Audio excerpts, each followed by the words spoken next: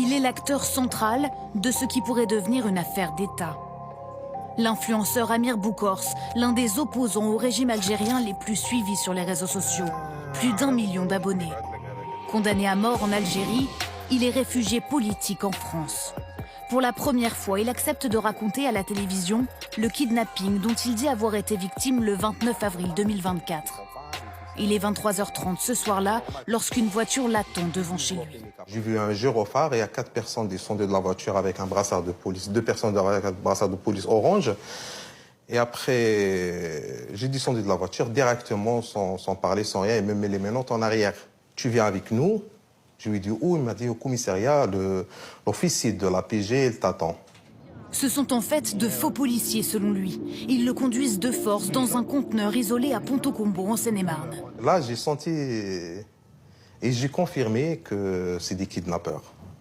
Alors là, j'ai tombé dans le piège. Et après, le mec, il m'a dit il y avait un responsable algérien, il veut te voir, il veut te parler.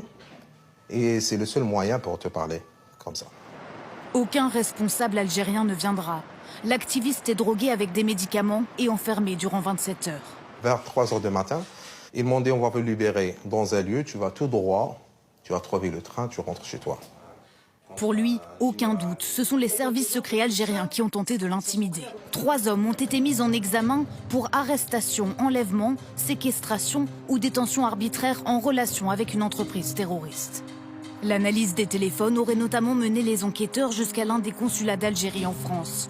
Ils auraient découvert que l'un des 3 suspects y travaillait.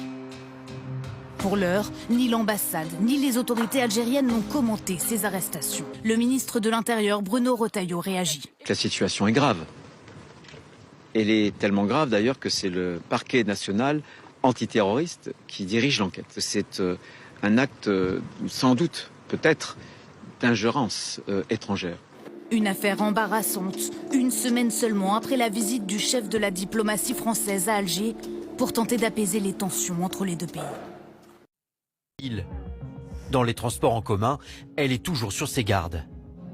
Oui, on peut me reconnaître maintenant parce que j'interviens dans des manifestations.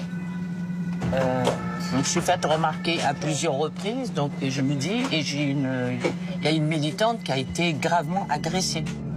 Sa vigilance a redoublé depuis qu'elle a aussi eu affaire aux services secrets algériens. En 2024, elle souhaite aller en Kabylie pour se recueillir sur la tombe de sa sœur. Son passeport est périmé. Elle est obligée de se rendre au consulat pour le renouveler. Sur place, elle est reçue par un agent qui, selon elle, exerce un chantage. Son passeport contre des informations. D'après notre enquête, ces opérations se sont multipliées ces derniers mois. Nos confrères de l'Œil du 20h sont parvenus à se procurer l'enregistrement d'un de ces rendez-vous. On y entend un fonctionnaire algérien tenter de retourner un activiste kabyle. En tant que militant, vous étiez en charge d'eux. Qui sont des amis les plus proches? Est-ce que vous sentez qu'ils sont récupérables? S'il te plaît, vous me le mets. Partez-nous beaucoup plus sur l'organisation et les noms. Donc, elle n'a quitté que la bonne forme. Je vais te donner le papier. Tu vas le signer.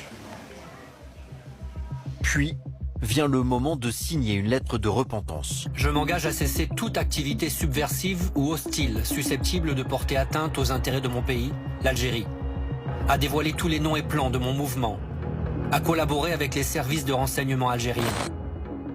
Je certifie n'avoir subi aucune sorte de pression. L'Œil du 20h a contacté l'homme chargé d'approcher les opposants. L'Algérie a initié une procédure pour tout Algérien égaré qui veut rentrer à son pays. Mais ça veut dire quoi, égaré? Un Algérien qui se considère algérien et il est aux côtés de son pays et ils vont défendre l'Algérie face à la France. Djamila appartient à ceux qu'Alger appelle les égarés. Lors de son face-à-face au consulat, elle a refusé de faire allégeance et de livrer l'identité de ses amis. Non mais aucun nom, moi je suis pas venue ici pour balancer, moi je suis pas une balance. Et là j'ai senti vraiment, j'ai dit, oh, je suis peut-être partie un peu trop loin. Je dis, écoutez, je vais réfléchir à tout ce que vous m'avez demandé, je ne suis plus revenue. Qu'est-ce que ça raconte, selon vous, des méthodes des autorités algériennes à l'égard des mouvements d'opposition comme le vôtre? C'est la répression. C'est la répression. Ça n'a pas d'autre nom. Ils ont un but.